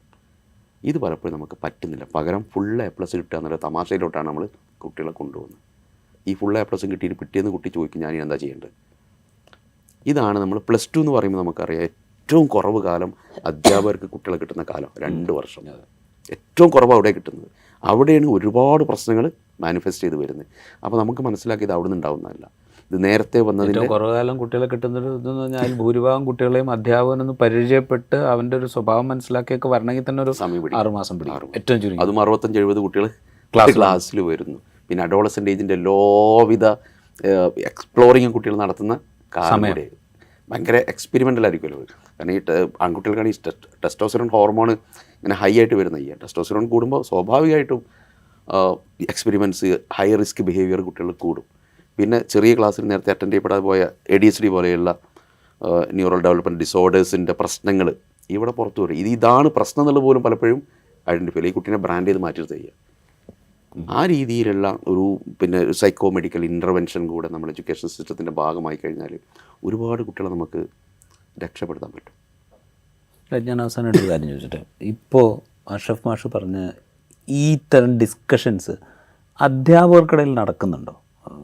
ചുരുക്കുമ്പോൾ മുഹമ്മദ് മാഷെ പോലെ ഇതിൽ ഇൻവോൾവ് ആയിരിക്കുന്ന ആളുകൾ അല്ലെങ്കിൽ ഇതിനെക്കുറിച്ച് ഒരു കാഴ്ചപ്പാടുള്ള ആളുകൾ ഒരുപക്ഷെ സംസാരിക്കുന്നുണ്ടാവും. അതുപോലും സമാനമായ ആശയങ്ങൾ പങ്കുവയ്ക്കുന്ന ആളുകളുമായിട്ടായിരിക്കും മിക്കവാറും കമ്മ്യൂണിക്കേഷൻ ഉണ്ടാവുക. സ്കൂൾ തലത്തിൽ അധ്യാപകർക്കിടയിൽ ഇതുപോലത്തെ ഈ ഇഷ്യൂസൊക്കെ വരുമ്പോൾ ഇതിന് ഇന്ന കാരണങ്ങൾ കൂടി ഉണ്ട് എന്നുള്ള തരത്തിലുള്ള ഡിസ്കഷനെങ്കിലും നടക്കുന്നുണ്ട്? അങ്ങനെയുള്ള ഡിസ്കഷൻ നടക്കാൻ ഹയർ സെക്കൻഡറിയിൽ ഒരു സംവിധാനമുണ്ട്, സൗഹൃദ ക്ലബ്ബുകൾ എന്ന് പറയുന്നത്. ഇതിന് ഒരു ടീച്ചർക്ക് കൃത്യമായിട്ട് ട്രെയിനിങ് കിട്ടുകയും പിന്നെ ടീച്ചർ കുട്ടികൾക്ക് ഇത്തരം പ്രശ്നങ്ങൾ ടീച്ചറെടുത്ത് പ്രസൻറ്റ് ചെയ്യുകയൊക്കെ ചെയ്യാം. പക്ഷേ ഒരു പ്രശ്നമുള്ളത് ഈ ടീച്ചർ എന്തെങ്കിലും പറഞ്ഞാൽ ടീച്ചറെ ബാക്കിയുള്ളവർ സൈഡാക്കും എന്നുള്ളതാണ്. കാരണം ഇത് മറ്റുള്ളവരിലേക്ക് ഇത് ഈ രീതിയിൽ എത്താത്തത് കൊണ്ടാണ് അത് പലപ്പോഴും സംഭവിക്കുന്നത്. അപ്പോൾ സൗഹൃദം അതാണ്. ഇപ്പോൾ ADHD എന്നുള്ളൊരു വാക്ക് ഈ ടീച്ചർ ഉപയോഗിച്ച് കഴിഞ്ഞാൽ ഈ ADHD എന്ന് പറയുന്ന സംഭവം അറിയാത്ത ആൾ അത് തല്ല് കിട്ടാത്തതിൻ്റെ കുഴപ്പമാണെന്ന് പറഞ്ഞ് അതിനെ ഒതുക്കി കളയുന്ന ഒരു സംഗതി. അവിടെയാണ് ഞാൻ നേരത്തെ പറഞ്ഞ എല്ലാ ടീച്ചേഴ്സും എംപവേർഡ് ആവാത്തോടത്തോളം കാലം നമുക്കിവിടെ പരിമിതികളുണ്ടാവും. അതാണ് ഇവിടെ നടന്നുകൊണ്ടിരിക്കുന്നത്. ഇതുപോലെ പല തലത്തിൽ ഇപ്പം നടക്കുന്നുണ്ട്, ഇനീഷ്യേഷൻ നടക്കുന്നുണ്ട്. പക്ഷെ അത് പറഞ്ഞ പോലെ നമ്മൾ സിസ്റ്റത്തിൻ്റെ ചട്ടപ്പടി പരിപാടി എന്ന് പറഞ്ഞതുപോലെ നമ്മളത് ആളുകളിലേക്ക് എത്തിപ്പെടുന്നില്ല എന്നാണ്. ഇപ്പോൾ ADHD പോലുള്ള കേസുകൾ, ഇപ്പം ADHD കേരളത്തിൽ വളരെ പിന്നെ വ്യാപകമായത് ഫഹദ് ഫാസിൽ എനിക്ക് ADHD ഉണ്ട് എന്നുള്ളത് പറഞ്ഞതുകൊണ്ട് കൂടി ആളുകൾക്ക് ആ ടേം പരിചയമായി. അതിൻ്റെ മുമ്പ് സാധാരണ അതിനോടുള്ളൊരു ഇൻഹിബിഷൻ ഒരുപക്ഷെ കുറച്ചെങ്കിലും കുറഞ്ഞു. അപ്പോൾ ഈ ADHD ചികിത്സിക്കപ്പെട്ടിട്ടില്ലെങ്കിൽ, ചെറിയ പ്രായത്തിൽ ചികിത്സിക്കപ്പെട്ടിട്ടില്ലെങ്കിൽ വലിയ പ്രായത്തിൽ ഈ പറയുന്ന എല്ലാ പ്രശ്നങ്ങളും അത് ഉണ്ടാക്കും. അല്ല, അവിടെ ഞാനത് നേരത്തെ മാഷ് സംസാരിച്ചപ്പോൾ ഞാനത് ചോദിക്കണമെന്ന് വെച്ചിരിക്കുകയായിരുന്നു. ഇത്തരം ADHD പോലെയുള്ള ഒരു സംഗതി അത് നേരത്തെ മനസ്സിലാക്കുകയും അത് നേരത്തെ തന്നെ ട്രീറ്റ് ചെയ്യാൻ തുടങ്ങുകയൊക്കെ ചെയ്യണമല്ലോ. അപ്പോൾ അതുവരെ നമുക്ക് സ്കൂളുകളിലെ അധ്യാപകർക്ക് താഴെത്തലത്തിൽ തന്നെ മനസ്സിലാവണമല്ലോ. അപ്പോൾ ഞാൻ ഈ ട്രെയിനിങ് പ്രോസസ്സ് എന്ന് പറഞ്ഞു കഴിഞ്ഞാൽ നമ്മളുടെ എന്താ പറയുക ഏറ്റവും ബിഗിനിങ് സ്റ്റേജ് മുതൽ ഇത് ആദ്യം ആവശ്യമായിട്ടുണ്ട്. അങ്ങനെയല്ലേ വേണ്ടത്? തീർച്ചയായിട്ടും അങ്ങനെയാണ് വേണ്ടത്. കാരണം ഇപ്പോൾ ബിഹേവിയർ ഡിസോർഡറുകളുണ്ട്, കോണ്ടക്റ്റ് ഡിസോർഡറുകളുണ്ട്, ADHD പോലുള്ള പ്രശ്നങ്ങളുണ്ട്, പറഞ്ഞ ന്യൂറോ ഡെവലപ്മെൻറ്റ്, ലേണിംഗ് ഡിസബിലിറ്റികളുണ്ട്. ഇതൊക്കെ എന്ന് പറയുന്നത് നമ്മൾ പണ്ട് കാലത്ത് നമ്മുടെ ക്ലാസ്സിൽ ഇത്തരം ആളുകളെ പൊട്ടൻ, മന്ദബുദ്ധി എന്നൊക്കെ പറഞ്ഞ് നമ്മൾ മാറ്റി നിർത്തിയിരുന്ന ഈ കുട്ടികൾ യഥാർത്ഥത്തിൽ ഇടപെടലുകൾ കിട്ടിയാൽ ശരിയായി പോകും. ഇങ്ങനത്തെ കുട്ടികളാണ് ഈ പ്രശ്നം ഉണ്ടാക്കുന്ന കുട്ടികളിൽ നല്ലൊരു ശതമാനവും. പക്ഷെ അത് കണ്ടെത്തപ്പെടുന്നില്ല, ആ രീതിയിൽ അതിനെ സമീപിക്കുന്നില്ല, അതിനുള്ള വഴികളില്ല, അധ്യാപകർക്ക് അതിനെപ്പറ്റി കൃത്യമായിട്ട് അറിയില്ല, അല്ലെങ്കിൽ കൃത്യമായ ഇടപെടലുകൾ നടക്കുന്നില്ല. ഇവിടൊക്കെ പ്രശ്നങ്ങളുണ്ട്. അപ്പോൾ ഒരു സമഗ്രമായിട്ടുള്ള ഇടപെടൽ നടന്നെങ്കിൽ എന്തായാലും ഇങ്ങനെ ഒരു പ്രശ്നം ഉണ്ടായത് നല്ലതെന്നാണ് തോന്നുന്നത്. കാരണം ഒരു പക്ഷേ ഇത് നല്ല ഇതിന് വഴിവെച്ചേക്കും ഇത്തരം കാര്യങ്ങളെപ്പറ്റി ചർച്ച ചെയ്യുന്നതിന്. ഇപ്പോൾ സമഗ്രമായിട്ടുള്ള ഇടപെടൽ എന്ന് പറയുമ്പോൾ ഇപ്പോൾ നേരത്തെ മാഷ് സൂചിപ്പിച്ചതുപോലെ തന്നെ ഡിഫറെൻറ്റ് ഏരിയയിലുള്ള ആളുകൾ അല്ലെങ്കിൽ ആ എക്സ്പെർട്ടീസ് ഉള്ള ആളുകളുടെ ഒരു ഗ്രൂപ്പ് വേണ്ടി വരും ഒരു പക്ഷേ ഇതിനെ ടാക്കിൾ ചെയ്യാനായിട്ട്. ഇല്ലെങ്കിലും വിദ്യാഭ്യാസ സിസ്റ്റം എന്ന് പറയുന്നത് ഒരു അംബ്രല്ല പോലെയാണ്. അതിൽ നേരത്തെ പറഞ്ഞതുപോലെ മെഡിക്കൽ സിസ്റ്റം വരണം, അപ്പോൾ അതേപോലെ തന്നെ ഈ പറയുന്ന നമ്മുടെ പിന്നെ സോഷ്യൽ സിസ്റ്റം വരണം. എല്ലാം കൂടി വന്നെങ്കിൽ മാത്രമേ ഈ പ്രശ്നത്തിന് പരിഹാരമാവുള്ളൂ. അതാണ് ശരിക്ക് വിദ്യാഭ്യാസം എന്ന് പറയുന്നത്. എനിക്ക് തോന്നുന്ന കാര്യം വിദേശ രാജ്യങ്ങളിൽ സ്കൂൾ സോഷ്യൽ വർക്ക് എന്ന് പറഞ്ഞ കോൺസെപ്റ്റ് ഉണ്ട്. ഇപ്പോൾ എൻ്റെ കൂടെ കെമിസ്ട്രി പഠിച്ചു കഴിഞ്ഞാൽ പലരും ആ ഫീൽഡിൽ വർക്ക് ചെയ്യുന്നുണ്ട്. സ്കൂൾ സോഷ്യൽ വർക്ക് അവർ ചെയ്യുന്നത് ഈ ഒരു പരിപാടിയാണ്. ഒരു സപ്പോർട്ടീവ് സിസ്റ്റം അവിടെ ക്രിയേറ്റ് ചെയ്യാം അത് അധ്യാപകരുടെ സഹകരണത്തോടെ, പാരൻസിൻ്റെ സഹകരണത്തോടെ. കാരണം നേരത്തെ പറഞ്ഞ പോലെ അധ്യാപകർ കംപ്ലീറ്റ് ചിലപ്പോൾ ഈ പാഠഭാഗങ്ങൾ തീർക്കുന്നതിലേക്ക് പോകും. അപ്പോൾ കുട്ടിയുടെ ബാക്കിയായി പോകുന്ന ഈ സംഗതികളുണ്ടാവും. ഇതിനെ കണക്ട് ചെയ്യുന്ന ആൾ വേണം. അപ്പോൾ അതിന് ഒരു സ്കൂൾ സോഷ്യൽ വർക്ക് സിസ്റ്റം നമ്മുടെ നാട്ടിൽ കൊണ്ടുവന്നാൽ പലപ്പോഴും ഇപ്പോൾ സ്കൂൾ കൗൺസിൽ എന്നൊരു പോസ്റ്റാണ് അപ്പോയിൻ്റ് ചെയ്യുന്നത്. എൻ്റെ അഭിപ്രായത്തിൽ സ്കൂൾ കൗൺസിലിങ്ങിനേക്കാളും നമുക്ക് വേണ്ടത് സ്കൂൾ സോഷ്യൽ വർക്കാണ്. ഒരു റൂമിൽ ഒരാളിങ്ങനെ ഇരിക്കുക, ഒരു കുട്ടിയെ കൗൺസിലിങ്ങിനെ കൊണ്ടുവരിക. ഈ പരിപാടി അധികകാലം സ്കൂൾ നിലനിൽക്കില്ല. കാര്യം നേരത്തെ സാറ് പറഞ്ഞ പോലെ കൗൺസിലിംഗ് റൂമിൽ പുറത്തിറങ്ങുന്ന കുട്ടിയെ പലപ്പോഴും ബ്രാൻഡ് ചെയ്യപ്പെടും. സ്ഥിരമായിട്ട് എന്തൊരു കുഴപ്പമുണ്ട്. മാത്രമല്ല ചില സാധനം വർക്ക് ചെയ്യുന്നത് നമ്മൾ ശ്രദ്ധിച്ചത്, പിന്നെ ഈ കൗൺസിലിങ്ങിൽ ഒരാൾ സ്ഥിരമായിട്ട് അവിടെ ഇരിക്കുമ്പോൾ ഇവരും കുട്ടികളായിട്ട് ബന്ധമല്ലോ. പിന്നെ ഈ ഓവർ ഫെമിലിയറേഷൻ ബ്രിങ്സ് കണ്ടംപ്റ്റ് എന്ന് പറയാറുണ്ട്. ഒരാൾ നമ്മൾ ഒരുപാട് കാണുമ്പോൾ ഓപ്പൺ ആവാനുള്ള സാധ്യത കുറയും. കാരണം ഓൾറെഡി നല്ല പരിശീലനം കിട്ടിയ അധ്യാപകർ ഇവിടെ ഉണ്ട്, ക്വാളിഫൈഡ്. അവർ പോരാത്തത് കൊണ്ടാണ് കൗൺസിലർ വന്നത്. ഈ കൗൺസിലറും ഈ അധ്യാപകരെ പോലെ സ്ഥിരമായിട്ട് കുട്ടിയെ കാണുകയൊക്കെ ഇടപെടുന്ന ഒരാളായി കഴിയുമ്പോൾ കുട്ടികൾക്ക് തുറന്ന് സംസാരിക്കാനുള്ള ഒരു ടെൻഡൻസി കുറയുന്നുണ്ട് അവിടെ. അപ്പോൾ ഒരു സ്കൂൾ സോഷ്യൽ വർക്ക് ആകുമ്പോൾ കുട്ടികളോട് ചിലപ്പോൾ കളിക്കേണ്ട ഗ്രൗണ്ടിൽ ഇറങ്ങേണ്ടി വരും, അവരുടെ കൂടെ ചിലപ്പോൾ ചില ട്രിപ്പ് പോകേണ്ടി വരും, അവിടെ ഇരിക്കേണ്ടി വരും, സംസാരിക്കേണ്ടി വരും, ഫാമിലിയുമായിട്ട് കണക്ട് ചെയ്യേണ്ടി വരും. അതിൻ്റെ ഇടയിൽ കൗൺസിലിംഗ് തെറാപ്പിയും കൊടുക്കേണ്ടി വരും. പലപ്പോഴും ഇവിടെ റഫറൽ പോയിൻ്റായിട്ട് വർക്ക് ചെയ്താൽ മതി. ഇവർ ഇമ്മീഡിയറ്റ് ഇഷ്യൂസിനെ അഡ്രസ്സ് ചെയ്യുക, ബാക്കി റെഫർ ചെയ്താൽ മതി. കാര്യം ഒരു കൗൺസിലർക്ക് 2000 കുട്ടികൾ പഠിക്കുന്ന സ്കൂളിൽ എന്ത് ചെയ്യാൻ പറ്റും? ഒന്നും ചെയ്യാൻ പറ്റില്ല. റെഫർ ചെയ്താൽ മതി, ഏറ്റവും കറക്റ്റ് പോയിന്റിലേക്ക് റെഫർ ചെയ്താൽ മതി. എന്നാൽ അതിൻ്റെ ഫോളോ അപ്പ് ഉറപ്പ് വരുത്തി കഴിഞ്ഞാൽ എന്ത് ചെയ്യും, അവിടെ ട്രീറ്റ്മെൻറ്റ് പ്രോസസ്സ് നടക്കും, അതിൻ്റെ ക്വാളിറ്റി ഉറപ്പ് വരുത്താൻ പറ്റും. മറ്റൊരു കാര്യം, മീഡിയ, സാർ നേരത്തെ പറഞ്ഞ പോലെ മീഡിയയിൽ നമ്മൾ കാണുന്നൊരു സാധനമുണ്ട്. ഒരുപാട് സ്കൂളുകളിൽ ബെസ്റ്റ് പ്രാക്ടീസ് നടക്കുന്നുണ്ട് ഇത്തരം വിഷയങ്ങളിൽ. നല്ല മിടുക്കരായ അധ്യാപകർ പ്ലാൻ ചെയ്തിട്ട് ഒരുപാട് ഇൻ്റർവെൻഷൻ നടക്കുന്നുണ്ട്. പക്ഷെ ഇത് എവിടെയും കാണുന്നില്ല, പകരം റെപ്രസെൻ്റ് ചെയ്യപ്പെടുന്നില്ല. പകരം പുറത്ത് വരുന്നത് ഈ നെഗറ്റീവ് സാധനങ്ങൾ. ഇതൊരു ഭാഗത്തുണ്ട്. 2, കുട്ടികളിങ്ങനെ സൊസൈറ്റിയിൽ വളർന്നു വരുമ്പോൾ ഇപ്പോൾ മീഡിയയിലൊക്കെ പലതരത്തിലുള്ള റിയാലിറ്റി ഷോകളൊക്കെ നടക്കുന്നുണ്ട്, പേര് ഞാൻ പറയുന്നില്ല. അവിടെയൊക്കെ വിളിക്കപ്പെടുന്ന ആളുകളാർ ഈ നെഗറ്റീവ് ഇമേജിലൂടെ സൊസൈറ്റിയിൽ ഒരു ബ്രാൻഡിങ് ഉണ്ടാക്കിയ ആളുകൾ കിട്ടുന്ന റെക്കഗ്നിഷൻ. ഇത് കുട്ടിക്ക് കൊടുക്കുന്നതിൻ്റെ വാല്യൂ മോഡൽ എന്താ? ഇതൊരു പ്രശ്നമല്ലേ? മറ്റൊരു സംഗതി നമ്മൾ എപ്പോഴും ചർച്ച ചെയ്യുന്നതാണ്, ഈ ഏർലി ഇയേഴ്സിലൊക്കെ പലപ്പോഴും വയലൻസിലേക്കൊക്കെ ഓവർ എക്സ്പോഷർ കിട്ടുമ്പോൾ ന്യൂറൽ കണക്ഷന് പ്രശ്നം ഉണ്ടാകുന്നുണ്ട് കുട്ടികളുടെ. നമ്മൾ ഫ്രണ്ടൽ ലോബുമായിട്ട് ബന്ധപ്പെട്ട ഒരുപാട് ഇഷ്യൂസ് വരുന്നുണ്ട്. അതോടൊപ്പം ഈ മിറർ സെൽസ് എന്ന് പറഞ്ഞൊരു ഭാഗമുണ്ട് തലച്ചോറിൽ, ദർപ്പണകോശങ്ങൾ. ഈ ദർപ്പണകോശങ്ങൾ ആക്റ്റീവ് ആണെങ്കിൽ മാത്രമേ എമ്പതി വർക്ക് ചെയ്യുള്ളൂ മനുഷ്യന്. ഇപ്പോൾ ഒരു പെയിന് മനസ്സിലാവണം, ഒരു സഹപാഠിനെ കുത്തി കൊല്ലുമ്പോൾ ഇതവന് വേദനിക്കുന്നുണ്ടെന്ന് മനസ്സിലാവണമെങ്കിൽ ബ്രെയിനിൽ ഈ മിറർ സെല്ല് വർക്ക് ചെയ്യണം. മിറർ സെൽ ഓഫ് ആണെങ്കിൽ ഈ ദർപ്പണകോശങ്ങളുടെ ഫങ്ഷനിങ് ഡിസോർഡർ ആയിട്ടുണ്ടെങ്കിൽ മറ്റൊരാളുടെ പെയിന് മനസ്സിലാവില്ല, പെയിനെ അവർ സെലിബ്രേറ്റ് ചെയ്യും. ഇത് നമ്മൾ കാണുന്നത്. കൂട്ടുകാർ കുറച്ചാളുകളും ഒരാൾ അടിക്കുമ്പോൾ മറ്റപ്പുറത്തിരുന്ന ആൾ കുട്ടികൾ സെലിബ്രേറ്റ് ചെയ്തു, ഇത് വീഡിയോ എടുക്കുന്നു. അപ്പോൾ ഇതിൽ കുട്ടികൾക്ക് എവിടെയോ അത് കുറച്ചും കൂടെ ന്യൂറോ സയൻസ് റിസർച്ച് നടക്കുന്നുണ്ട്, അത് പഠിക്കേണ്ട ഒരു കാര്യമാണ്. ഈ മിറർ സെല്ലുകൾക്ക് ഡാമേജ് വരുന്നുണ്ടാവും, അല്ലെങ്കിൽ ഇത്രയും അഗ്രസീവ് കുട്ടികൾക്ക് പറ്റില്ല. അതൊരു എന്താ പറയുക, അതൊരു ഭയങ്കര ഒരു ത്രെട്ടാണത്. കാരണം ഈ കുട്ടി വലുതാവുകയാണ്, ഇവരുണ്ടാക്കുന്ന ഫാമിലി, ഇവരുണ്ടാക്കുന്ന സോഷ്യൽ കോൺടാക്റ്റിലേക്കൊക്കെ ഇത് പോകും. അപ്പോൾ അതിൽ മീഡിയ കൊടുക്കുന്ന ഇപ്പം തന്നെ നമ്മളത് കണ്ടുകൊണ്ടിരിക്കുന്നുണ്ടെന്ന് തോന്നുന്നു കേരളത്തിൽ പ്രത്യേകിച്ചും. കാരണം വെച്ച് കഴിഞ്ഞാൽ പല തരത്തിലുള്ള വയലൻസ് നമ്മളിതുവരെ അത്രത്തോളം ഫെമിലിയർ അല്ലാത്ത വിധത്തിലുള്ള വയലൻസിൻ്റെ ഇങ്ങനെ കുത്തൊഴുക്കുന്ന പരമ്പരയാണ്. വയലൻസിന് സെലിബ്രേറ്റ് ചെയ്യാന്നൊരു സംഗതി ഉണ്ടല്ലോ, അതൊരു ശരിക്കും നമ്മുടെ ബ്രെയിനിൽ സംഭവിക്കുന്ന ഒരു കെമിക്കൽ ചേഞ്ച് തന്നെയാണ്. സ്ട്രക്ചറൽ ചേഞ്ച് സംഭവിച്ചിട്ടുണ്ടാവും ബ്രെയിൻ്റെ അകത്ത്. ഓക്കെ, ഞാൻ അവസാനം ഒറ്റ കാര്യം ചോദിച്ചു നിർത്താം. ഇതിലൊരു കാര്യം പറഞ്ഞല്ലോ, ഈ സ്ക്രീൻ ടൈമിൻ്റെ ഒരു കാര്യം സൂചിപ്പിക്കേണ്ടായി. സ്ക്രീൻ ടൈമിൻ്റെ കൂടെ തന്നെ നമ്മുടെ മുമ്പിലേക്ക് വരുന്ന ഇത്തരം നെഗറ്റീവ് സ്ട്രോക്സ് ഉണ്ടല്ലോ, അത് മീഡിയ വഴി വരുന്നതാവാം, അല്ലാതെ ആവാം. അതുപോലെ ഈ ക്രൈം റിലേറ്റഡ് ആയിട്ടുള്ള എന്താ പറയുക ഡീറ്റെയിലിംഗ്, ഇതൊക്കെ ഈ കുട്ടികളെയും ബാധിക്കുന്നുണ്ടാവില്ലേ? അതിൻ്റെ കൂടെ ഒരു ഭാഗമാവില്ലേ സത്യം പറഞ്ഞാൽ ഇവരുടെ ഈ അരഗൻസ്? നമ്മൾ നേരത്തെ ഇതിൻ്റെ മുമ്പ് ചർച്ച ചെയ്ത അമേരിക്കയിലെ തോക്കുമായിട്ട് ഒരു പഠനം നടന്നിട്ടുണ്ട്. ഈ പഠനത്തിൻ്റെ കാരണം എന്താണെന്ന് കണ്ടെത്തൽ എന്താണെന്ന് വെച്ച് കഴിഞ്ഞാൽ 6 വയസ്സിനുള്ളിൽ മീഡിയയിൽ കാണുന്ന വയലൻസുകളാണ് ഈ കുട്ടികളെ സ്വാധീനിക്കുന്നത് എന്നുള്ളത്.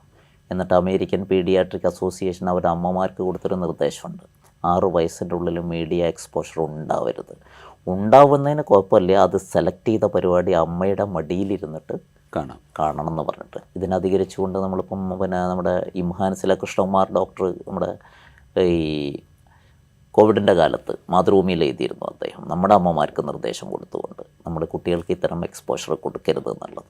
അപ്പോൾ ഇത് നേരത്തെ പറഞ്ഞ ബ്രെയിനിൻ്റെ സെല്ലുകളെ കാര്യമായിട്ട് ബാധിക്കുന്നത് ഈ പ്രായത്തിൽ കിട്ടുന്നൊരു സംഗതിയാണ്. നമുക്ക് ചിന്തിക്കാൻ പറ്റാത്ത ചിന്തിച്ച് മനസ്സിലാക്കാൻ പറ്റാത്ത പ്രായത്തിൽ കിട്ടുന്നത്. ഇപ്പം നമുക്ക് ആവേശം പോലുള്ള സിനിമകളാണല്ലോ ആവേശമായിട്ട് മാറുന്നത്. അപ്പം നമുക്ക് ഇതേപോലുള്ള സംഗതികൾ കുട്ടികളെ നന്നായിട്ട് സ്വാധീനിക്കുന്നുണ്ട്. അവിടെയൊക്കെ ഇടപെടലുകൾ വരുത്തിയിട്ട് അവിടെ കുറച്ചുകൂടി നമുക്ക് 18+ കാണണമെന്ന് പറഞ്ഞാൽ അത് മുഴുവൻ കാണുന്നത് 18-ൻ്റെ താഴെയുള്ളവരാണ്. അപ്പോൾ അങ്ങനെയൊക്കെയുള്ള പ്രശ്നങ്ങളിൽ നമ്മൾ സാറ് ചോദിച്ചാൽ വളരെ പ്രധാനമായിട്ട് പറയുകയാണെങ്കിൽ തീർച്ചയായിട്ടും അത് സ്വാധീനിക്കുന്നുണ്ട്. റൈറ്റ്. ഒറ്റ കാര്യത്തോടെ ചോദിക്കാം, ഇതുമായിട്ട് റിലേറ്റ് ചെയ്ത് തന്നെ. പക്ഷേ ഇതൊക്കെ പറയുമ്പോഴും നമ്മൾ പുതിയ സ്വാതന്ത്ര്യത്തെക്കുറിച്ച്, പുതിയ സ്വാതന്ത്ര്യത്തിൻ്റെ അതിരുകളിങ്ങനെ വിശാലമായിക്കൊണ്ടിരിക്കുന്ന ഒരു ലോകത്താണ് നമ്മൾ ജീവിച്ചുകൊണ്ടിരിക്കുന്നത്. അപ്പോൾ ഇപ്പോൾ ആവേശം സിനിമ എന്ന് പറയുമ്പോൾ അത് കാണാനുള്ളൊരു അവകാശമില്ലേ എന്നുള്ളൊരു ക്വസ്റ്റ്യൻ അവിടെ വരും. അപ്പോൾ ഇതിൻ്റെ ഇടയിൽ വേണം നമ്മളിത് മാനേജ് ചെയ്ത് കൊണ്ടുപോകാൻ. അത്ര സൂക്ഷ്മമായിട്ടുള്ളൊരു പണിയാണിത് അല്ലേ? ശരിക്കും അത് തന്നെയാണ്, അങ്ങനെ തന്നെയാണത്. വിദ്യാഭ്യാസം എന്നുള്ളത് ചെറിയ മീനല്ല, അങ്ങനെ തിരിച്ചറിഞ്ഞാൽ മതി. അതൊരു ചെറിയ മീനല്ല. അതുകൊണ്ടായിരിക്കുമല്ലേ കൊത്താരി കമ്മീഷൻ്റെ ഒക്കെ ഫസ്റ്റ് ലൈൻ നമ്മൾ തുടങ്ങി, the destiny of our nation is being shape ചെയ്യുന്ന ക്ലാസ് മുറി, ഇന്ത്യ രാജ്യം ഉണ്ടാവുന്ന അല്ലെങ്കിൽ രാഷ്ട്രം ഉണ്ടാവുന്ന ക്ലാസ് മുറി എന്നാണെന്ന് വെറുതെ എഴുതി വെച്ചാലല്ലോ. അങ്ങനത്തെ കുറച്ചുകൂടെ ബ്രോഡായ ഒരു സമീപനത്തിൻ്റെ അകത്തേക്ക് വരേണ്ടി വരും. കുറച്ച് ഒരു പൊളിറ്റീഷ്യൻസൊക്കെ ഒന്ന് കൈകാര്യം ചെയ്യേണ്ട ഡിപ്പാർട്ട്മെൻ്റ് അല്ല വിദ്യാഭ്യാസ വകുപ്പ്. അതിൽ വിവിധ മേഖലകളിലെ എക്സ്പേർട്ടുകൾ കൂടിയിരുന്നിട്ട് വേണം ഒരു നാടിൻ്റെ വിദ്യാഭ്യാസ പദ്ധതികൾ രൂപപ്പെടുത്താൻ. റൈറ്റ്. എന്തായാലും ഈ ഹയർ സെക്കൻഡറി വിഭാഗത്തിലെ അധ്യാപകർ നടത്തിയ വാർത്താ സമ്മേളനം, അതിൽ അവർ പറഞ്ഞ കാര്യങ്ങൾ, അത് അവർ പറഞ്ഞത് അതിനൊരു ഒരുപാട് പ്രശ്നങ്ങളുടെ പ്രതിഫലനമായി ഉണ്ടാകുന്ന സംഗതികളാണ് അവരവിടെ ചൂണ്ടിക്കാണിച്ചത്. അതൊരു പുതിയ ചർച്ചയ്ക്ക് തുടക്കമെങ്കിലും ചെയ്യണം എന്നുള്ളതാണ് നമ്മളുടെ ഈ ഡിബേറ്റിൻ്റെ ഒരു ആഗ്രഹം. ഇങ്ങനെ ചില സംഭവങ്ങളുണ്ട്, അതിന് പല പല കാരണങ്ങളുണ്ട്. അതൊരു പക്ഷേ വളരെ കുഞ്ഞു പ്രായത്തിൽ കണ്ടെത്തി പരിഹരിക്കാവുന്ന പ്രശ്നങ്ങൾ അവിടെ കണ്ടെത്തി പരിഹരിക്കാത്തത് വലുതായി വന്നതാകാം. അതുപോലെ പുതിയ ശീലങ്ങൾ കുട്ടികളിലുണ്ടാക്കുന്ന മാറ്റങ്ങളാവാം. ഇങ്ങനെ പല സംഗതികൾ അതിലുണ്ട്. അത്രയും ഗൗരവത്തോടുകൂടി സമീപിക്കേണ്ട വിഷയമാണ് അധ്യാപകർ വാർത്താസമ്മേളനത്തിൽ ചൂണ്ടിക്കാണിച്ചത്. അതേക്കുറിച്ചാണ് ഈ രണ്ട് വിദഗ്ധരായ അധ്യാപകരും ഇവിടെ സംസാരിച്ചത്. നേരത്തെ പറഞ്ഞ പോലെ തന്നെ ഈ വാർത്താസമ്മേളനവും ഈ ഡിസ്കഷനും ഒക്കെ സമൂഹത്തിൽ ഇതേക്കുറിച്ച് കൂടുതൽ ചർച്ചകൾക്ക് വഴി തുറക്കട്ടെ എന്ന് മാത്രമാണ് ഈ സ്പെഷ്യൽ ഡിബേറ്റ് ആഗ്രഹിക്കുന്നത്. ഈ എപ്പിസോഡ് ഇവിടെ പൂർത്തിയാവുകയാണ്. മറ്റു എപ്പിസോഡുമായി വീണ്ടും കാണാം.